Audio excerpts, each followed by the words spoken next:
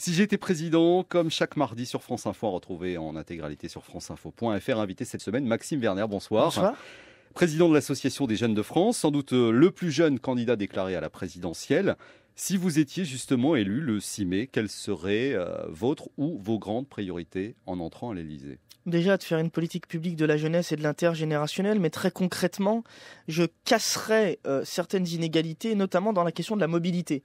Si on veut faire sortir notamment nos jeunes de la ruralité, des quartiers, qui puissent avoir accès aux services publics, accès à un emploi, à une formation, je proposerai une fondation de la mobilité qui serait dotée par toutes les sociétés de la route, péages, autoroutes, assureurs, constructeurs automobiles, pétrole, et qui financerait le permis de conduire à nos jeunes. Et dans le même temps, au lycée de secteur, on passerait à 16 ans le code de la route. Je pense que c'est très important. Il faut sortir aussi de l'image d'une France qui est en train de subir la mondialisation. Donc je réunirai tous nos partenaires pour essayer de leur transmettre cette vocation qu'on a d'investir sur la jeunesse et le lien entre les générations. La jeunesse, priorité de votre campagne. Dans votre programme, il y a la proposition de renforcer l'ouverture de logements sociaux sous la forme de résidences intergénérationnelles. Concrètement, ça consisterait en quoi ? Dans toutes les villes universitaires, il y en a près de 80 dans ce pays, il faudrait que l'État mette à disposition des terrains qui sont aujourd'hui inoccupés, qui lui appartiennent, pour que les collectivités et les partenaires du logement social puissent devenir des bailleurs dans un logement à la fois de qualité dans le sens environnemental, etc., mais aussi de qualité sociale. C'est-à-dire qu'il y aurait un projet, on signerait un pacte, vous auriez des jeunes travailleurs, des jeunes apprentis, des stagiaires, des étudiants, mais aussi des personnes âgées non médicalisées et une petite partie de logement social traditionnel.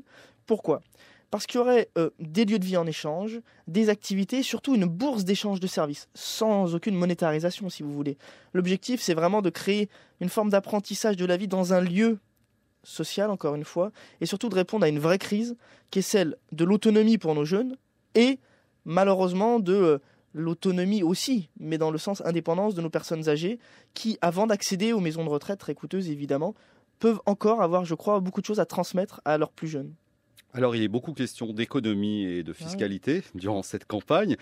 Quelles seraient vos propositions en la matière ? Vous feriez une forme de révolution fiscale en supprimant notamment la TVA ? Ah oui, je pense qu'il faut absolument changer. Pourquoi ? Parce que l'économie, c'est passionnant. Moi, je ne connaissais pas du tout l'économie. Je suis plutôt étudiant en sciences sociales humaines, en communication. Et je me suis beaucoup intéressé à ça. J'ai beaucoup lu, j'ai discuté. En fait, ça crée...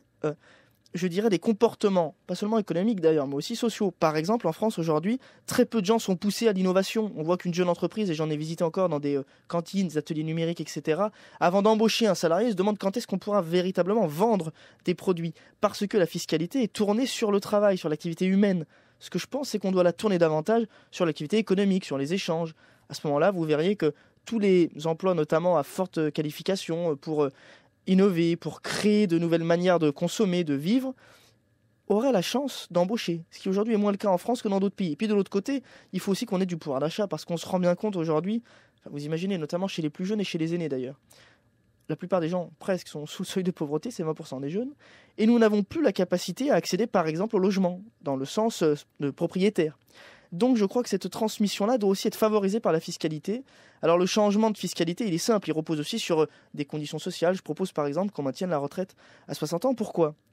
Parce que c'est finançable, mais il faudrait qu'il y ait un régime unique et surtout, il faudrait que ça permette à nos plus jeunes d'accéder à l'entreprise avant d'avoir 28 ans, ce qui est le cas aujourd'hui et qui me semble être bien trop tard. Alors vous dites que c'est finançable. Pour revenir quand même à la TVA, c'est une très grosse rentrée fiscale pour l'État. Par quoi vous la remplaceriez ? Je la remplace par ce que j'appelle la CAC, donc la contribution à la croissance, qui correspondrait à 10% des ventes de produits et 18% des ventes de services. Seulement, toutes les boîtes françaises et étrangères, quelle que soit leur taille, les payeraient sur ce qu'elles vendent en France. Ça nous permettrait d'exporter, ça nous permettrait aussi de relocaliser beaucoup d'emplois que des sociétés étrangères qui vendent pourtant des produits en France gardent dans d'autres pays, et surtout ça permettrait de faire une forme de gagnant-gagnant pour les entreprises, parce qu'aujourd'hui, comme on le disait tout à l'heure, les entreprises payent sur leur masse salariale, c'est-à-dire qu'elles payent des charges à la fois patronales, mais aussi la protection sociale est payée par les salariés. Je crois que la protection sociale doit revenir à celles et ceux qui en bénéficient le plus au final, c'est-à-dire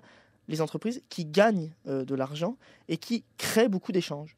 Donc réforme aussi complète des charges sociales, Tout à fait. des charges patronales. C'est vraiment dans le sens de révolution fiscale, une vraie révolution dans le sens où je supprime quasiment toutes les charges existantes et j'en mets d'autres. Je me permettrai juste de parler d'une autre, c'est ce que j'appelle la taxe Robin des Bois. Il faut absolument qu'on cesse de faire de la spéculation financière qui n'a aucun sens. Et quand, vous savez, on m'a expliqué, trading haute fréquence, les ordinateurs, c'est même plus la bourse de Paris n'est plus à Paris. C'est des ordinateurs à Londres, à New York, pour gagner une microseconde qui nous fera gagner sur l'arbitrage quelques millions d'euros qui n'iront jamais dans votre poche ni dans la mienne. Il faut absolument qu'on change ces pratiques-là. Alors on va les chasser du temple, ils le feront ailleurs. D'accord, tant pis, ça ne nous apporte rien. Comment je fais?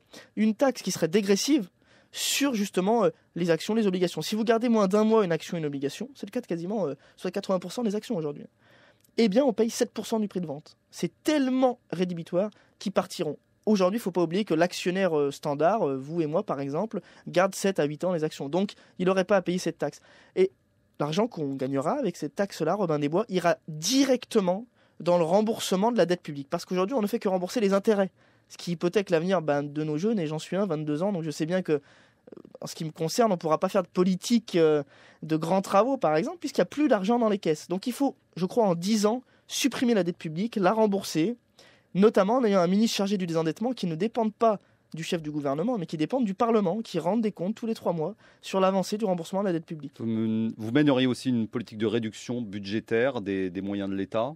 Bien sûr, c'est évident. Je regardais hier un reportage d'ailleurs très intéressant sur le train de vie de l'État allemand et de l'État français. Je demande aux candidats qui semblent très enthousiastes sur le modèle allemand de regarder aussi cet enjeu. Vous savez, c'est pas une question de fonctionnaires, c'est pas une question notamment, j'entends dans certains candidats qui mettent beaucoup de moyens. C'est vrai qu'il faut mettre des moyens, mais ce qu'il faut c'est les allouer avec un projet. Il faut une vision. C'est ça qui est passionnant dans la politique, c'est d'essayer de transmettre une vision. Et si j'étais président, parce que c'est la question qui se pose, c'est cela que je mettrais avant toute chose. Ensuite, les moyens doivent suivre, mais sans oublier une autre chose, c'est que la dette, elle est dans notre poche. Elle s'envole pas. C'est nous qui en bénéficions. Mais nos enfants, on le fait à leurs dépens. Donc j'aurai une vision beaucoup plus, je crois, responsable. Et chaque euro dépensé le sera véritablement avec comme finalité la formation, l'employabilité, l'accès dans la société de nos plus jeunes et aussi le lien qu'ils ont à la transmission avec les générations qui nous ont précédés. Alors pour revenir à quelque chose dont vous avez parlé tout à l'heure, le retour à la retraite à 60 ans, vous dites que vous y êtes favorable. Quid du nombre d'annuités nécessaires pour avoir la retraite à taux plein et quid du financement de la mesure? C'est la vraie difficulté qu'on a aujourd'hui.